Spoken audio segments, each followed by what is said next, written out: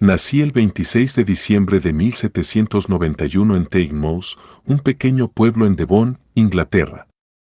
Mi familia fue la clave para mis primeros años de vida.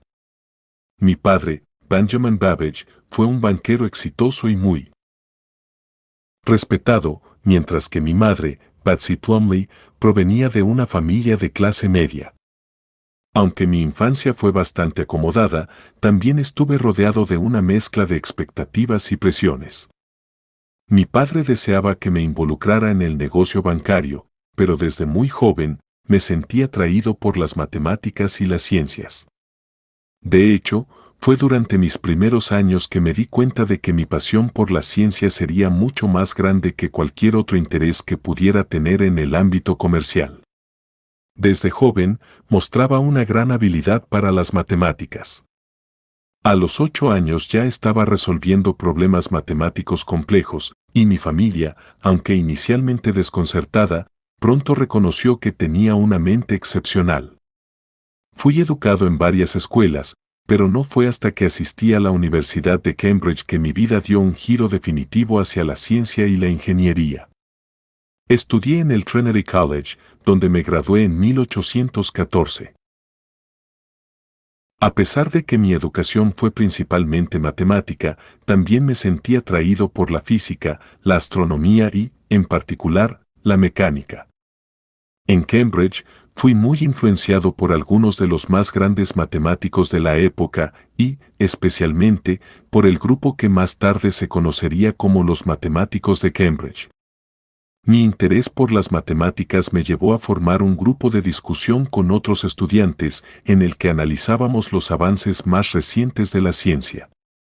Fue durante estos años que empecé a forjar la idea de que las matemáticas no solo podían aplicarse a la resolución de problemas, sino que también podrían ayudar a crear herramientas para la automatización de cálculos. Este fue el germen de lo que más tarde se convertiría en la máquina analítica. Mi carrera como científico e inventor comenzó poco después de mi graduación, cuando decidí unirme a la Sociedad de la Institución Real de Londres. Desde allí, trabajé en diversos campos, desde la investigación matemática hasta la creación de máquinas para resolver problemas de álgebra y cálculo. Uno de mis primeros trabajos importantes fue mi participación en el cálculo de las tablas matemáticas. Fue en este contexto que, frustrado por los errores humanos en el cálculo de las tablas y por la lentitud del proceso, comencé a concebir la idea de una máquina que pudiera realizar estos cálculos automáticamente. Este fue el comienzo de mi mayor invención, la máquina diferencial. En 1822, propuse la creación de la máquina diferencial, un dispositivo mecánico diseñado para calcular e imprimir tablas matemáticas con total precisión. La idea era simple pero revolucionaria, una máquina que pudiera realizar cálculos numéricos de manera precisa y sin la intervención humana. Esta máquina fue uno de los primeros conceptos de lo que más tarde se conocería como computadora. La máquina diferencial tenía como objetivo eliminar el error humano en los cálculos matemáticos y mejorar la precisión de las tablas utilizadas por ingenieros, navegantes y científicos. Aunque logré cierto apoyo financiero y político para el desarrollo de la máquina, el proyecto no llegó a completarse en su totalidad debido a una serie de dificultades técnicas y a la falta de recursos. No obstante, la máquina diferencial fue un avance importante en la historia de la computación, ya que fue la primera vez que se diseñó una máquina específicamente para realizar cálculos matemáticos de manera automática. El fracaso de la máquina diferencial no me detuvo y continué con mis investigaciones en busca de nuevas formas de automatizar el cálculo.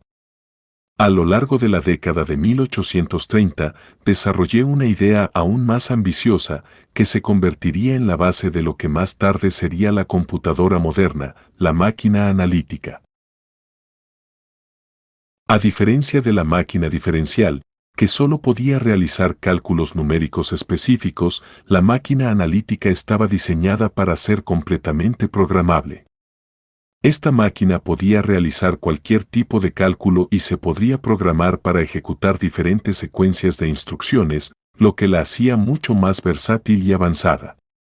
La máquina analítica fue un diseño mucho más complejo que la máquina diferencial. Consistía en una serie de componentes mecánicos, como ruedas dentadas y engranajes, que eran controlados por tarjetas perforadas. Las tarjetas perforadas eran una idea innovadora que había sido inspirada por el telégrafo de Samuel Morse y la mecanización de la industria textil, como la tarjeta perforada utilizada en los telares de Jacquard. La máquina analítica también tenía una memoria en la que se podían almacenar datos, lo que la convertía en un precursor temprano de las computadoras electrónicas modernas. Sin embargo, al igual que con la máquina diferencial, la máquina analítica no llegó a completarse durante mi vida. Aunque la idea de la máquina fue un avance monumental, la tecnología de la época no era lo suficientemente avanzada como para llevarla a cabo. No obstante, el diseño de la máquina analítica fue tan avanzado que muchos consideran que es el primer diseño de computadora de la historia. Si la tecnología de la época hubiera sido más avanzada, creo que mi máquina habría sido el comienzo de una revolución tecnológica mucho antes de lo que realmente ocurrió. A pesar de los fracasos en la construcción de mis máquinas, mi trabajo no pasó desapercibido. En 1837 fui elegido miembro de la Royal Society y mi reputación como matemático e inventor continuó creciendo. A lo largo de los años, escribí varios trabajos importantes sobre matemáticas y mecánica y fui reconocido por mis contribuciones al avance de la ciencia. También recibí el apoyo de varios mecenas, aunque mis proyectos más ambiciosos nunca se completaron. Mi vida personal fue algo complicada. Me casé en 1814 con Georgiana Wedmore y tuvimos 8 hijos, pero nuestra relación fue difícil y terminamos separándonos en 1834. A lo largo de mi vida, me vi envuelto en varios conflictos personales y profesionales que en ocasiones afectaron mi trabajo. Mi pasión por la ciencia y la invención me llevó a la soledad, y muchos de mis colegas no siempre comprendían la magnitud de mis ideas. Sin embargo, siempre mantuve la convicción de que mi trabajo era importante para el futuro de la humanidad. Los últimos años de mi vida estuvieron marcados por una creciente frustración. A medida que envejecía, vi cómo las ideas que había propuesto con tanto entusiasmo y dedicación seguían sin ser plenamente entendidas ni apreciadas. Sin embargo, siempre me mantuve firme en mis creencias y en la importancia de la tecnología y la ciencia para el progreso humano. Finalmente, el 18 de octubre de 1871, a la edad de 79 años, fallecí en Londres. Mi legado, aunque no reconocido en su totalidad durante mi vida, ha perdurado hasta nuestros días. Aunque mis máquinas nunca llegaron a construirse, mis ideas sentaron las bases para el desarrollo de las computadoras modernas. Hoy, los avances que se han logrado en el campo de la informática se basan en gran parte en los principios que propuse hace más de 150 años. En la actualidad, mi nombre es sinónimo de la invención de la computadora y muchas personas consideran que fui uno de los más grandes visionarios de la historia de la ciencia y la tecnología. Si bien mi vida estuvo llena de obstáculos y fracasos, también fue un testamento de la importancia de la perseverancia y la pasión por la ciencia. Mi sueño de una máquina que pudiera realizar cálculos automáticos fue, con el tiempo, realizado por otros, pero siempre me enorgulleceré de haber sido el primero en imaginarlo. Mi legado continúa inspirando a científicos, ingenieros y programadores de todo el mundo, y mi contribución al desarrollo de la computación sigue siendo fundamental para el progreso de la tecnología.